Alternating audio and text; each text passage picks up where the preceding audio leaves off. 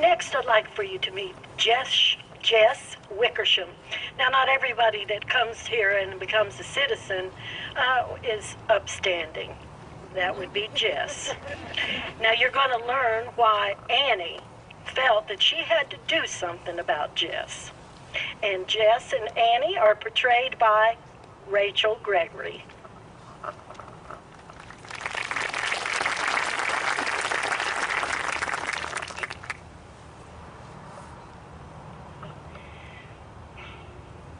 I am Annie Nickolai, and I am not buried in this cemetery, but don't worry, you're in the right place. I'll explain. I was born in around 1904 in a little village called Nickolai. Now, there's not much happening in that little village in 1904, so you can bet we sure noticed the day that handsome Jess Wickersham came into our village. Now, I know there's another Jess Wickersham that did very good things for Alaska. This is not him. Did I say he was handsome? I was 14 and he was 38. So I ran off with him and we had babies. It seemed like a good idea at the time. This Jesse, he liked to brag a lot about fighting in the Spanish-American War and sailing on the USS Independence, and I didn't know what any of that meant, but did I mention he was handsome? I was so young, and he swept me right off my feet. Now, back then, you couldn't have alcohol. It was against the law, but Jesse didn't care much about the law, and he built himself a still.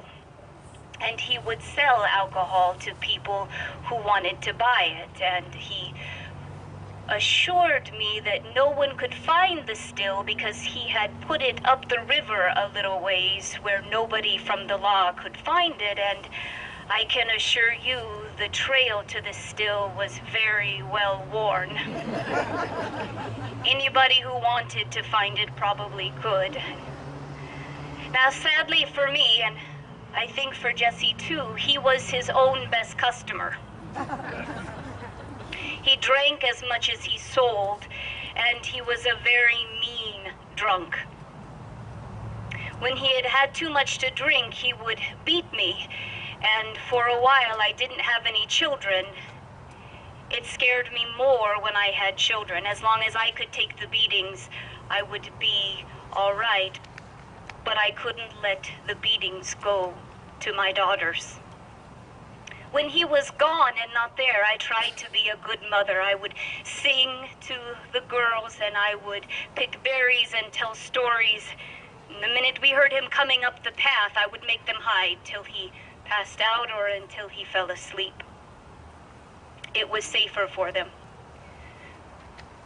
One July 4th, I believe that was a holiday, although I didn't really know what it stood for, but one July 4th there was a big party in town, and the whole town was drinking from the still, and Jesse didn't come home, and it got later and later, and I got more and more frightened. The later he stayed out, the more he would drink. It was always better if he just stayed gone.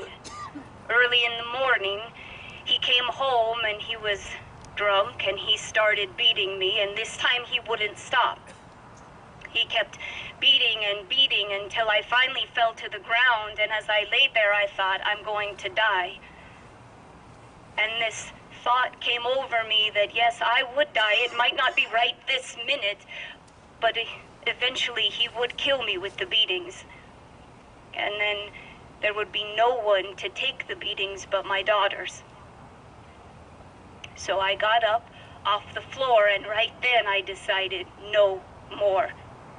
He would hit me with his fists no more, and I began to plan. For the next few weeks, I did everything I could. I cooked all the right meals. I got all of the laundry done. I kept things spotless. I made sure the girls and I were never in his way. And we went along for a little while until the end of July. There was another party, and there was more alcohol. And fortunately, the girls were asleep when the beating started. This time as they started, I decided no more, and I said so, and I held up my hands and I said, no more, there will be no more. And because I stood up to him, that made him more angry, and he took out a knife, and I don't remember except he was slashing at me and at my hands, and they were bleeding. And so I pulled the gun, I remembered where it was, and I shot him dead. He had given me the gun earlier, months earlier when he was drunk, so I could protect myself, and then when he sobered up, he thought he lost the gun, but I kept it. He had a knife, I had the gun, and I won. I was terrified. I realized then what was going to happen to my daughters. What if I went to jail? And I stayed up all night wondering what I was going to do. And the next morning I went to my neighbor's house, to Mr. Lee Harrison. He was a kind man, and I had my daughters and my baby, and he helped me. He brought the deputy up to our place, and they took away Jesse, and they destroyed the still and all that alcohol falling into the grass. I was so happy to see it go. And I had to go to Anchorage to meet something called a grand jury, and I didn't know what that was.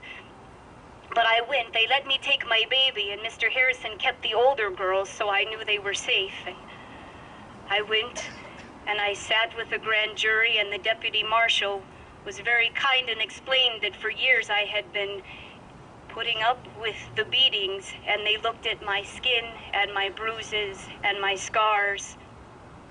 And the judge told me, go home. Raise your daughters in peace. And I did that. Mr. Harrison was a nice man. I married him and had more babies. I like babies. I'm sure you can understand why I chose not to be laid to rest next to Jesse. I rest in Chickaloon. You could say I'm just visiting tonight. I also hope you can understand why I had to put him in his grave. I didn't know what else to do. And that's my story.